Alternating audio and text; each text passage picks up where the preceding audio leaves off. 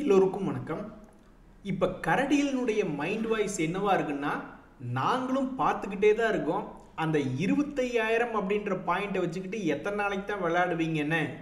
இன்னைக்கு பார்த்தீங்கல்ல 157 பாயிண்ட் காலி. அதுலேயும் இன்னைக்கு ஹையிலிருந்து பார்த்தோம்னா 246லேருந்து இப்போ பார்த்தோம்னா 200 பாயிண்ட்டுக்கு மேலே காலியாயிருக்கு. இப்போ தாங்க கடந்த 5 நாட்களாக அதுலேயும் நேத்தெல்லாம் மார்க்கெட் க்ளோசிங்கே நல்லா ஸ்ட்ராங்கான க்ளோசிங். ஓ, வேட்டையன் கிளம்பி வர்றார் பராக் பராக்கு, நீங்கள் எல்லாம் பராக் அப்படின்னு பார்த்துக்கிட்டு இருந்தா ஒரே நாளில் இன்னைக்கு காலையில் ப்ளஸில் ஓப்பன் பண்ண மார்க்கெட் 200 பாயிண்ட் பக்கம் கீழே இறங்கி இருக்கு. ஆனால் பாவிலா, இந்த அனில் அம்பானி சம்பந்தப்பட்ட தகவல்கள் இன்னும் 2 நாள் கழிச்சு ஒரு சனி ஞாயிறு இது கொடுத்துருந்தா ஆகாதா? அடே கரடிகளே, கடந்த ஒரு வருஷத்துல கிட்டத்தட்ட 8 மாசம் உங்களுடைய சாம்ராஜ்யம் தான் இருந்தது. நாங்க ஏதோ இந்த ஒரு 3 மாசமா தான் சந்தோஷமா இருக்கோம். இப்பதான் கொஞ்சமா மகிழ்ச்சிகரமா இருக்கு ஸ்டாக் மார்க்கெட்.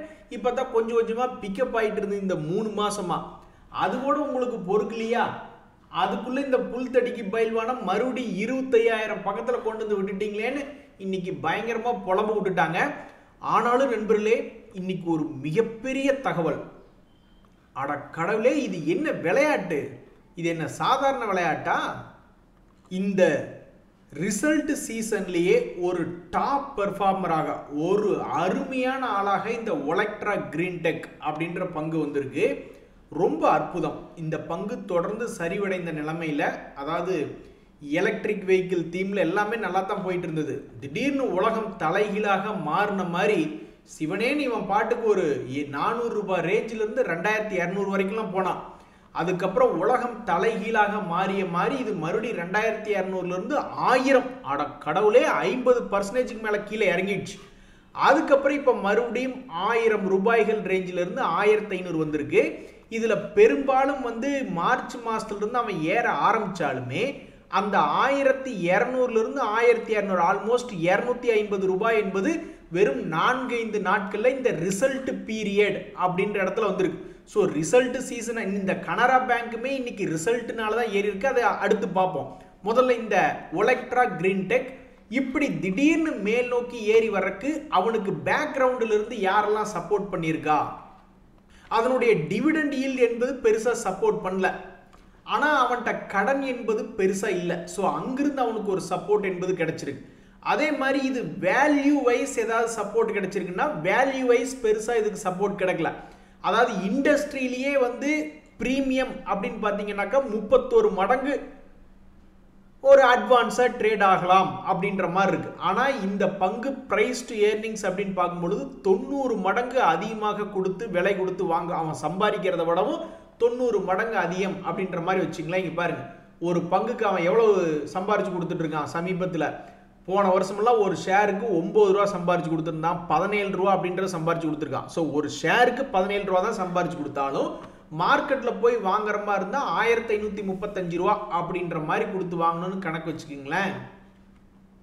அப்படி இருந்த பங்கு எவ்வளவு தூரம் கீழே 1000 தூரம் வீழ்ச்சி அடைஞ்சிட்டு மறுபடியும் திரும்பி மேலே வர்றதுக்கு அவனுக்கு எது அதிகமாக சப்போர்ட் பண்ணியிருக்குன்னா, டிவிடெண்ட் பெருசாக சப்போர்ட் பண்ணல, பட் அந்த பங்குல அதிகமாக கடன் இல்லை என்பது சப்போர்ட் பண்ணியிருக்கு.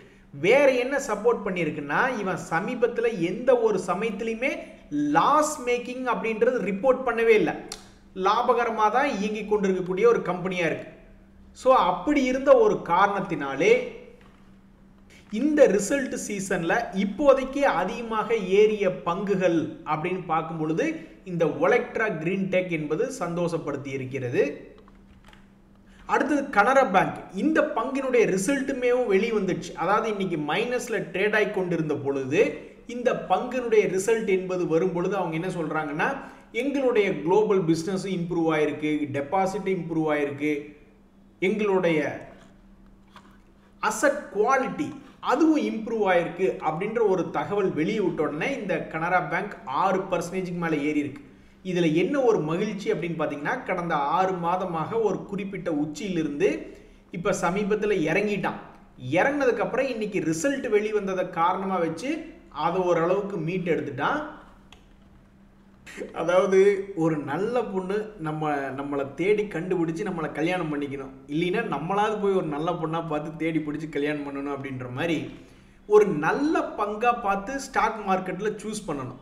அப்படி இல்லைன்னா எடுத்திருக்கிற பங்குக்காவது ஏதாவது ஒரு நல்ல செய்தி அப்படின்றது வந்து அந்த பங்கினுடைய விலையை தூக்கி விடணும். அந்த வகையில் ஏதோ இன்னைக்கு இந்த கனரா பேங்க், ஒலெக்ட்ரா, இந்த விஜயா டைனஸ்டிக்ஸ் போன்றவங்கெல்லாம் ரொம்ப மகிழ்ச்சியாக இருந்திருக்காங்க. இந்த ரெண்டுமே நடக்காதவங்கலாம் நிறைய பேர் இருக்காங்க. அவங்களுக்கு ஸ்டாக் மார்க்கெட் வாழ்க்கையில் என்ன ஆயிடுது அப்படின்னு பார்த்தீங்கன்னாக்கா பல பேர் துன்பத்தில் இருக்கிற மாதிரி அது இறங்கி கிடைக்கிறது. நண்பர்களே, இன்னைக்கு ஸ்டாக் மார்க்கெட் கீழே இறங்கினதுக்கு இன்னொரு மிக முக்கியமான காரணம் என்ன? யாராவது எதுக்காவது பணத்தை விற்று வெளியெடுத்து பணத்தை ரெடி பண்ணி வச்சுட்டு இருக்காங்களா அப்படின்ற மாதிரி ஒரு கேள்வி வருது. அதாவது இந்த NSDL அப்படின்றதனுடைய ஐபிஓ மிகப்பெரிய ஒரு ஐபிஓ. உங்களுக்கு தெரியாதுல்ல, CDSLன்னு ஒரு பங்கு கோடிக்கணக்கில் சம்பாரிச்சு கொடுத்துருக்கு மார்க்கெட்டுக்குள்ள வந்து. BSE அப்படின்ற ஒரு பங்கு, MCX அப்படின்ற ஒரு பங்கு, இவங்கெல்லாம் வந்து ஸ்டாக் மார்க்கெட்னுடைய இன்ஃப்ராஸ்ட்ரக்சர். இவங்க எல்லாம் ஸ்டாக் மார்க்கெட்டே இல்லை. அப்படி இருக்கக்கூடிய நிலைமையில வந்திருக்கக்கூடிய அனைத்து பங்குகளுமே லாபம் என்பது சம்பாரிச்சு கொடுத்துருக்கக்கூடிய நிலைமையில இந்த NSDL வந்து நிறைய பேர் அப்ளை பண்ணணும் அப்படின்னு சொல்லிட்டு மார்க்கெட்ல வித்துக்கு இது பணத்தை எடுத்து வைக்கணும் அப்படின்னு இது பண்றாங்களே என்னன்னு தெரியல. இந்த வகையில இந்த IPO ஓபன் ஆகக்கூடிய டேட் என்பது ஜூலை 30 அது க்ளோஸ் ஆகிறது ஆகஸ்ட் 1. ஸோ அடுத்த வாரத்தில் மிகப்பெரிய ஒரு தகவலாக இருக்க போகிறது என்னன்னா இந்த NSDL IPO. இந்த ஏற்கனவே CDSLன்னு ஒன்று இருக்குல்ல, அப்புறம் எதுக்கு இந்த NSDL அப்படின்னா அந்த காலத்தில் என்ன ஒரு காரணம் அப்படின்னு சொன்னாங்கன்னா மோனோபாலியாக இருந்துடக்கூடாது, அப்போ கஸ்டமருக்கு ஒரு நல்ல சர்வீஸ் கிடைக்காது. ஸோ ஒரு இண்டஸ்ட்ரியில் நிறைய பிளேயர்ஸ் இருந்தால் தான் ஒரு கஸ்டமருக்கு நல்ல சர்வீஸ் கிடைக்கும் அப்படின்லாம் சொல்வது உண்டு. அந்த வகையில் பார்த்தீங்கன்னா இந்த CDSL வந்து எப்படி அவங்களுடைய பிஸ்னஸ் மாடல் அதிகமாக வச்சுருக்காங்கன்னா அதிகமாக ரீட்டைல் பீப்புள் வச்சுருக்காங்க. ஸோ வருஷத்துக்கு வருஷம் ஏகப்பட்ட கோடி கணக்கில் வந்து ரீட்டைல் பீப்புள் ஏட் ஆகிட்டே போகிறாங்க. அதனால் இவங்களுக்கு வந்து இவங்களுடைய கஸ்டமர்ஸ் என்பது இன்க்ரீஸ் ஆகிட்டே போகுது. NSDL பிஸ்னஸ் எப்படின்னு பார்த்தீங்கன்னாக்கா அவங்க பெரிய பெரிய ஆளுகளுக்கு சர்வீஸ் கொடுக்குற மாதிரி அவங்களுடைய பிஸ்னஸ் மாடல் வச்சுருக்காங்க. ஸோ அந்த வகையில் பெரிய பெரிய இன்ஸ்டிடியூஷன்ஸை அதிகமாக கவர்ந்து அவங்களுக்கு பிஸ்னஸ் கொடுக்குற மாதிரி NSDL இருக்கு. ஸோ இந்த சமயத்தில் நான் போய் தேடி பார்த்துட்டு இருக்கேன், CDSL பெரிய ஆளா இல்லை NSDL பெரிய ஆளா ப்ராஃபிட் வைஸ். ஸோ CDSL இப்போதைக்கு நெட் ப்ராஃபிட் என்பது 420 கோடியாக பண்ணிக்கிட்டு இருக்காங்க. NSDL வந்து பெரிய பெரிய கிளைண்ட்டுகளை வச்சுக்கிட்டு இருக்காங்க. இந்த சமயத்தில் அவங்க 275 கோடி அப்படின்றதும் பண்ணிக்கிட்டு இருக்காங்க. என்ன ஒரு காரணம்னா ரீட்டைல் பீப்புள் நிறைய ஜாயின் பண்ணிக்கிட்டே இருக்காங்க, அவங்க அடிக்கடி வாங்கி வித்துட்டு இருக்காங்க. அப்படின்ற பொழுது இந்த CDSL லாபம் கொஞ்சம் அதிகமாக இருக்கு. இவங்க ஒரு கைனாலும் பெத்த கை அப்படின்ற மாதிரி இவங்களுடைய கிளைண்ட் கான்ஸ்டிடியூஷன்ஸ்ல NSDL வந்து இப்போதைக்கு 275 கோடி என்பது போல லாபமாக காமிச்சுக்கிட்டு இருக்கு. ஆனால் எப்படி பார்த்தாலும் NSDL IPO பிரைஸ் என்பது ரொம்ப சல்லிசான விலையாக காமிக்குது. ஸோ ஒரு 4-5 வருஷம் ஆகுது, எதா இருந்தாலும் ஏறுதா இல்லையான்னு தெரிஞ்சுக்கிறதுக்கு ஒரு 8 வருஷம் கூட ஆகுது. அந்த வகையில் NSE, BSE, MCX எல்லாம் மிகப்பெரிய ஒரு செல்வந்தர்களை உருவாக்கி இருக்கு. இங்க பாத்தீங்களா, CDSL வந்து 0.57% டிவிடெண்ட் கொடுக்குது. இது பெருசா செல்வந்தரான விஷயம் கிடையாது. ஆனா அது IPOல வந்ததுல இருந்து கணக்கு போட்டோம்னு வச்சுங்களேன், இப்பதான் எந்த சமயத்தில் ஒரு 5 வருஷம் சார்ட்டு 10 வருஷம் சார்ட்டுன்னு போட்டிருக்கேன். நீங்கள் 2020 கணக்கு எடுத்துங்க, அப்போ தான் நிறைய பேர் ஸ்டாக் மார்க்கெட்டுக்குள்ள வந்தாங்க. ஸோ அந்த CDSL வந்து சார்ட்டில் காமிக்கும் பொழுது ப்ரைஸை பார்க்காம பர்சன்டேஜ் வைஸ் கூட பார்த்துங்க. 300 ரூபாயில் இருந்தது இப்போ 1600 ட்ரேட் ஆகிட்டு இருக்கு. BSEன்னு ஒரு பங்கு. ஸோ இந்த பங்குமே இதுக்கு முன்னாடி எல்லாம் என்ன லாபம் பண்ணிக்கிட்டு இருந்தது, 200 கோடி 300 கோடின்னு தான் அது லாபம் என்பது பண்ணிக்கிட்டு இருந்தது. இப்போ தான் டெரிவேட்டிவ்ஸில் வந்து கலக்குன்னு கலக்கிக்கிட்டு இருக்கு. அந்த வகையில் இந்த பங்குமே கடந்த 10 வருஷம் அப்படின்றத எடுத்து பார்க்கும்போது அப்போல்லாம் வெறும் 66 ரூபா அப்படின்ற மாதிரி இருந்தது. நம்ம 2020 மட்டும் கணக்கு எடுப்போம், ஏன்னா அப்போ தான் நிறைய பேர் ஸ்டாக் மார்க்கெட்டுக்குள்ள வந்தாங்க. அப்போ இது 64 ரூபா அப்படின்ற மாதிரி இருக்கு. அப்புறம் பார்த்தா அது 2500 ரூபாயில் இப்போ ட்ரேட் ஆகிட்டு இருக்கு. அதே மாதிரி MCXன்னு ஒரு பங்கு, அதையும் ஒரு 10 வருஷ பீரியட்ல மட்டும் சார்ட்டை போட்டுக்கிட்டு பார்க்கறது வந்து 2020 கணக்கு பார்க்குறோன்னு வச்சுங்க, 1600 ரூபா இருந்தான், இப்போ 8000 ரூபா போய்கிட்டு இருக்கான். அந்த வரிசையில் இந்த NSDL அப்படின்ற பங்கு IPOவாக வந்து ஒரு 5 வருஷம் 10 வருஷம் கழிச்சு எடுத்து பார்க்கும்போது ஒரு பெரிய விஷயத்தை பண்ணியிருக்குமா இல்லையா அப்படின்றத இப்போதைய கேள்வியா இருக்கு. நண்பர்களே, ஒவ்வொரு ரிசல்ட் சீசன்லேயும் ஏதாவது ஒரு வால்டிலிட்டி மேலேயோ கீழேயோ ஏதாவது ஒரு அதே மாதிரி தகவல்களினுடைய அடிப்படையிலையும் பஜாஜ் குரூப்பில் ஏதாவது ஒரு தகவல் வருதுன்னு வச்சிங்களேன். இப்போ இந்த ஹெச்டிஎஃப்சி பேங்க்லாம் வந்து ஹெச்டிஎஃப்சி பேங்க்கையும் ஹெச்டிஎஃப்சியும் மெர்ஜ் பண்ணும்போது நம்ம மார்க்கெட்டே திடீர்னு பெரிய அளவில் 300-400 பாயிண்ட் 500 பாயிண்ட்ல ஏற்றி இறக்கிட்டு இருந்தது. அது நான் இல்லைன்னு சொல்ல, தப்பு சொல்ல. ஆனால் அதுக்கப்புறம் ஹெச்டிஎஃப்சி பேங்க்ல எத்தனையோ தகவல்கள் வந்துருச்சு. ஆனால் அது வந்து மார்க்கெட்டில் பெருசாக மூவ்மெண்ட் என்பது கொண்டு வரல. இப்போ கூட சமீபத்தில் ஹெச்டிபி வந்தது. அதே மாதிரி என்எஸ்டிஎல் ஐபிஓ வந்து மார்க்கெட்டுக்கு வரும்போது அப்பவும் ஹெச்டிஎஃப்சி பேங்க் அதில் ஒரு ஷேர் ஹோல்டராக இருக்காங்க. அது அவங்க ஏதாவது விற்று அதில் கூட அவங்களுக்கு பணம் வரும். இந்த மாதிரிலாம் தகவல்கள் வரும்போது அது பெருசாக மூவ் ஆகலை. ஆனால் இந்த பஜாஜ் குரூப்பில் என்ன ஒரு தகவல் வந்தாலும் பெருசாக மேலேயோ கீழேயோ வால்டிலிட்டி அப்படின்றது காமிக்கிறாங்க. ஸோ இந்த பஜாஜ் ஃபைனான்ஸினுடைய ரிசல்ட் மார்க்கெட்டை அடுத்தடுத்த நாட்களில் என்ன செய்யும் அப்படின்றதா இப்போ ஒரு பெரிய கேள்வியாக இருக்குது. இப்போதைக்கு எந்த பங்குகளையுமே நிறைய பேர் நம்ப மாட்டேங்கிறாங்க. இவனுங்கெல்லாம் எங்கேங்க ஹையை உடைச்சு மேலே போக போகிறாங்க அப்படின்ற மாதிரி பல பெரிய பங்குகளை நினச்சிக்கிட்டு இருக்காங்க. ஆனால் சமீபத்தில் தன்னுடைய பழைய ஹையை திருப்பி பிடிச்சது மட்டும் இல்லாமல் புதிய உச்சங்களை தொட்டதும் இந்த பஜாஜ் ஃபினான்ஸ் அப்படின்ற பங்கு. ஸோ மேலும் மேலும் புதிய உச்சம் என்பது போய் தொடப்போகுதா ரிசல்ட் சீசனுக்கு அப்புறம், அல்லது ஒரு 800 அல்லது மறுபடியும் ஒரு 600 வந்துட்டு அப்புறம் இது மேலே போக போகுதா அல்லது என்ன ஆக போகுது அப்படின்ற டிஃப்ரெண்ட் சினாரியோஸில் தான் இப்போ இந்த பஜாஜ் ஃபினான்ஸை பார்த்துட்டு இருக்காங்க. நண்பர்களே, இந்த மாசமே முடிய போகுது. அப்போ இந்த மாசத்தினுடைய தொடக்கத்தில் பல ட்ரேடர்கள் வந்து சுட சுட ஏதாவது ஸ்டாக்குகள் கொதிச்சுக்கிட்டு இருக்கா அப்படின்ற மாதிரி பார்த்துக்கிட்டு இருந்தாங்க. ஏன்னா ஒரு பெரிய கேண்டில் போடக்கூடிய பங்குகள் சிலதெல்லாம் கீழே வந்துட்டு மேலே வர்றான், சிலது அப்படியே மேலே போகிறான், சிலது கீழே உடச்சி போகிறான்னு ரொம்ப வாலட்டிலிட்டியாக. ஸோ ஒரே மாதத்துக்குள்ளே பெருசாக வால்டிலிட்டி காமிக்கணும்னு இந்த மாதத்தினுடைய தொடக்கத்தில் சில பங்குகள் இருந்தது. ஒரு உதாரணத்துக்கு அவங்கெல்லாம் இப்போ என்ன ஆயிருக்காங்க, கடந்த 20 நாளில் என்ன ஆயிருக்காங்க அப்படின்னு பார்க்கும்பொழுது இந்த பஞ்சாப் நேஷனல் பேங்க் என்பது இந்த மாதத்தினுடைய தொடக்கத்தில் ஒரு பெரிய மூவ்மெண்ட் என்பது காமிச்சிருந்தா, இதில் பார்த்தா ஒன்றுமே தெரியல. ஸோ இது போன்ற இடங்களில் போய் பார்க்கும்பொழுது இந்த மாதத்தினுடைய தொடக்கத்தில் திடீர்னு ஒரு பெரிய மூவ்மெண்ட் காமிச்ச இந்த பஞ்சாப் நேஷனல் பேங்க் என்பது என்ன ஆயிருக்குன்னா மேலே ஏறி கீழே இறங்கி ஒரு குறிப்பிட்ட லெவல்லையே ட்ரேட் ஆகிருக்கான். இந்த டிக்சன் அப்படின்ற ஒரு பங்கு, இவனுமே வந்து ஒரு பெரிய கேண்டில் என்பது போட்டத ஒரு பங்கு, அதே மாதிரி கீழேயும் போட்டிருக்கான். இந்த பங்கு அதுக்கப்புறம் என்ன ஆயிடுச்சுன்னா தொடர்ந்து மேல் நோக்கி ஏறி இருக்கு. ட்ரெண்ட்னு ஒரு பங்கு, அவனும் வந்து ஒரு மிக முக்கியமான ஒரு பிஸ்னஸ் அப்டேட் வந்ததுனால ஒரு பெரிய கேண்டில்னு போட்டு கிட்டத்தட்ட ஒரு 10-20 நாளுக்கு மேலே போராடி ஒரு மிகப்பெரிய வீரனாக அந்த லோவை காப்பாற்றிக்கிட்டே இருந்தது. இன்னைக்கு யாரோ ஒருத்தர் போட்டு தள்ளியிருக்காங்க. ஸோ இந்த மாதிரி ஒவ்வொரு பங்கையும் எடுத்து பார்க்கறதுக்கு ஆசை தான், ஆனால் அப்புறம் டைம் கும்பா பாடிடும். இந்த சிட்டி யூனியன் பேங்க் வேணால் ஒரு இடம் பார்த்துட்டு போகலாம். ஏன்னா ஒரு நண்பர் வந்து கழுவி ஊற்றுவாப்பில், எனக்கு வந்து பெருசாக டக்குன்னு லாபம் வர மாட்டேங்குது அப்படின்னு இந்த சிட்டி யூனியன் பேங்க்கில் இந்த யூகோ பேங்க்கில் அப்படின்லாம் சொல்லிக்கிட்டே இருப்பார்.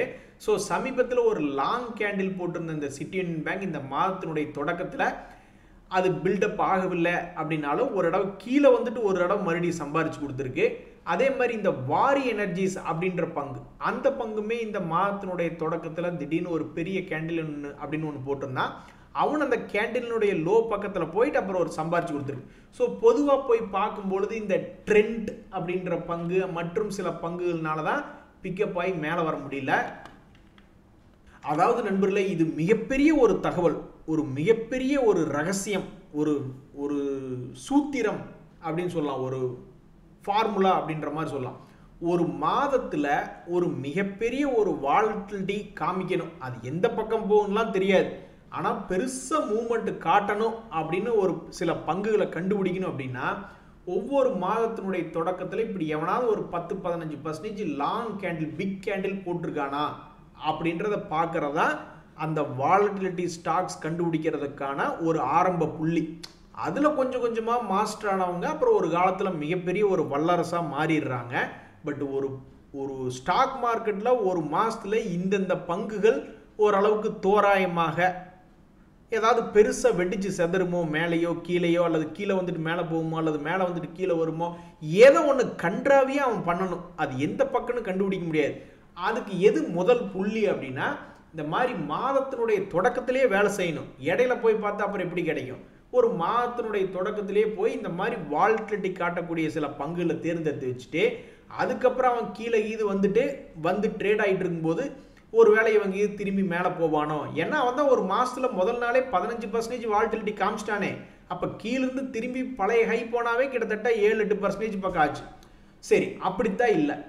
வாலட்டிலிட்டி காமிச்சதுக்கப்புறம் தொடர்ந்து மேலேயே போகிறானோ அல்லது வாலட்டிலிட்டி காமிச்சு கீழே வந்துட்டு கீழிருந்து போகிறானோ அப்படின்னு கண்டுபிடிக்கிறது மிகப்பெரிய ஒரு வெற்றி சூத்திரம். அந்த வெற்றி சூத்திரத்தினுடைய முதல் படியாக பல பேர் இந்த பிக் கேண்டில் அப்படின்றத ஃபாலோ பண்ணாவே எந்த பங்குகள் பெரும்பாலும் வாலட்டிலிட்டி வரப்போகுது அப்படின்றத கண்டுபிடிக்கிறதுக்கு ப்ராபபிலிட்டி அதிகம். ஆனால் நீங்கள் ஒன்று மனசில் நினைப்பீங்க மேலே போகுன்ட்டு, ஆனால் அவன் ரொம்ப அக்ரெசிவாக கீழே கூட போவான்.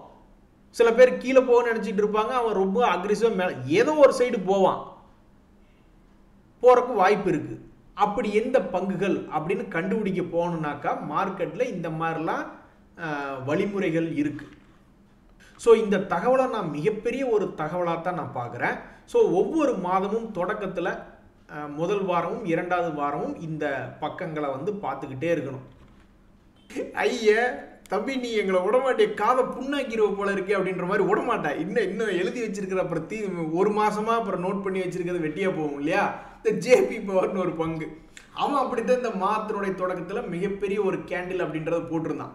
அதுக்கப்புறம் என்னாச்சு, 28 ரூபாயிலிருந்து அப்புறம் 21 ரூபா வந்திருக்கு. ஸோ இதெல்லாம் மேபி இது கேண்டில் போட்ட அன்னைக்கே அடுத்து வரக்கூடிய மாதங்கள் ஏதாவது செய்வானா அப்படின்ற மாதிரி. இந்த மெட்ரோபாலிஸ் ஹெல்த் கேர்னு ஒரு பங்கு, அவனும் இந்த மாதத்தினுடைய தொடக்கத்தில் ஒரு பெரிய கேண்டிலை போட்டான். அதுக்கப்புறம் அந்த கேண்டிலினுடைய அடிவாரத்துக்கு வந்த பிறகு 1840 2000 வரைக்கும் போயிருக்கான். ஸோ அப்போ உன்னை நீ தெரிஞ்சுக்கிட்டீங்கன்னாக்கா இப்போ எங்கள் காதை புண்ணாக்கா விட மாட்டியா? இந்த சமயத்தில் நம்ம செல்லக்குட்டிகளுடைய கமெண்ட் படித்தா தான் ரிலாக்ஸாக இருக்கும். ஒரு நண்பர் தேடிக்கிட்டு இருக்காரு ஏதாவது தகவல் கிடைக்குதான்னு, ஏன் இந்த இண்டஸ்இண்ட் பேங்க் இறங்கியிருக்கு அப்படின்னு. ஏங்க அவன் இன்னைக்கு நேத்தாங்க இறங்கிட்டு இருக்கான். அவன் பல காலமாக சமீபத்தில் இறங்கி அதுக்கப்புறம் கொஞ்சம் ஏறி அதுக்கப்புறம் கொஞ்சம் இறங்கிக்கிட்டு இருக்கான். இனி அடுத்தடுத்த நாட்களில் என்னாகும் தெரியல. இன்னைக்கு ஒரே நாள்லயே அவன் டெய்லி கிட்டத்தட்ட 10 ரூபாய் 20 ரூபாயெல்லாம் இறங்கிக்கிட்டு இருக்கான். ஸோ காரணம் அப்படின்றது பெருசா எல்லா டைமும் டெய்லி காரணம் அப்படின்றது வராது. இதுக்கு முன்னாடி காரணம் இறங்கினதுக்கு ஒரு தடவை அவனுடைய குவார்டர்லி பர்ஃபார்மன்ஸ் சரியில்லைன்னு சொல்லி இறக்கி விட்டாங்க. அதுக்கப்புறம் அவனுடைய அக்கௌண்டிங்கில் ஏதோ சம் ப்ராப்ளம்ஸ்ன்னு சொல்லி இறக்கி விட்டாங்க. ஒரு இடம் பர்ஃபார்மன்ஸ் சரியில்லைன்னு இறங்கினதுக்கு இன்னும் ரெக்கவரி பெருசாக இல்லை. ஆனால் ஆடிட்டிங்கில் சம் ப்ராப்ளம் வந்துச்சு, அதை ரெக்டிஃபை பண்ணுறதுக்கு பல நடவடிக்கைகள் எடுத்திருக்காங்க அப்படின்ற ஒரு தகவல் வந்ததுக்கப்புறம் ரெக்கவரி அப்படின்றது இருந்தது. ஸோ பழைய பர்ஃபார்மன்ஸை எப்போ மீட் எடுப்பான், பழைய பர்ஃபார்மன்ஸுக்கு மறுபடியும் அந்த ஸ்டாக் ப்ரைஸ் எப்போ ஏறுன்னு ஒரு குரூப் பார்த்துட்டு இருக்காங்க. அதுக்கு இவங்க வரக்கூடிய ரிசல்ட்டை நல்லபடியாக விட்டு அந்த பர்ஃபார்மன்ஸை மீட் எடுத்தால் தான் மறுபடியும் மேலே வருவானா அப்படின்ற ஒரு கேள்வி மார்க்கெட்டில் போய்கிட்டு இருக்கு. நண்பர்களே, ஸ்டாக் மார்க்கெட்டில் யாரெல்லாம் கஷ்டப்பட்டுருக்கோம் அப்படின்னு நினச்சிங்கன்னா இந்த கமெண்ட்டை ஒரு தடவை பார்த்துருங்க. அதுக்கப்புறம் உங்களுக்கு ஸ்டாக் மார்க்கெட்டில் கஷ்டமே இல்லை அப்படின்ற மாதிரி தான் தோணும். ஒரு நண்பர் கொஞ்ச காலத்துக்கு முன்னாடி ஃபோர்ஸ் மோட்டார்ஸ் அப்படின்ற ஒரு பங்கு வெறும் 56 ரூபாய் லாபத்துக்கு வித்திருக்காப்ல. மனுஷன் ஏதோ ஒரு 5% கிடைச்சிருச்சு அப்படின்னு. ஏங்க எதிர்காலம் யாருக்குங்க தெரியும்? எதிர்காலம் தெரிஞ்சால் தான் எல்லாரும் பெரிய பணக்காரங்க ஆயிடுவோமே. ஸோ எதிர்காலம் எப்படி இருக்கும்னு தெரியாமல் 1246 வித்திருக்காரு. எல்லாரும் ஒரு இடம் கண்ணை மூடிக்கிங்க அப்படின்ற மாதிரி அந்த பங்கு இப்போ ட்ரேட் ஆகி கொண்டிருக்கிற விலை என்பது 19,300 ட்ரேட் ஆகிட்டு இருக்கு. அப்போ இவரை விடவா மற்றவங்க துன்பத்தை அடைஞ்சிட்டாங்க அப்படின்ற மாதிரி நிலைமை போய்கிட்டு இருக்கு. நன்றி, வணக்கம்.